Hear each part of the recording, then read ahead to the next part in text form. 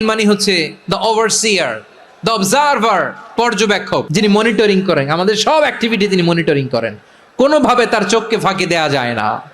আল্লাহর চোখ ফাঁকি দেয়া যায়?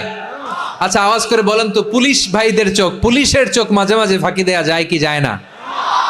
সেনাবাহিনীর চোখ, র্যাবের চোখ, ইনকাম ট্যাক্স অফিসারের চোখ, দুর্নীতি দমন কমিশনারের চোখ, কিন্তু আল্লাহর চোখ, আল্লাহর চোখকে কশ্চিন কালেও কখনো ফাঁকি দেয়া যাবে?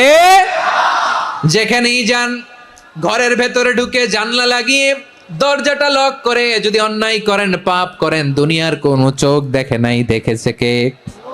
পর্দার আড়ালে যে যদি পাপ করেন, দেখে নাই, দেখেছে কে? গহীন সাগর তলে ঢুকেও যদি অন্যায় করেন, কেউ দেখে না, সেটা দেখেন কে?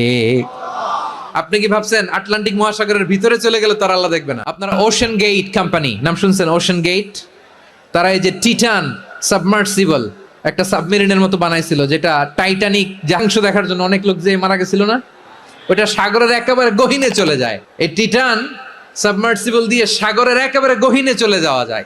তো ওইটার ভিতরে ঢুকে যদি আপনি আটলান্টিকের তলায় চলে যান, তাইলেই তো আল্লাহরে ফাঁকি দিতে পারবেন, আর তো আল্লাহ দেখতে পারবে না। সাগরের অতল গহ্বরে চলে গেলেও, পাহাড়ের সুরঙ্গের ভেতরে ঢুকে গেলেও, মহাকাশ স্টেশন পাড়ি দিয়ে মঙ্গলে পাড়ি জমালেও আমার আল্লাহর চোখ কশ্চিন কালেও ফাঁকি দেয়া যাবে?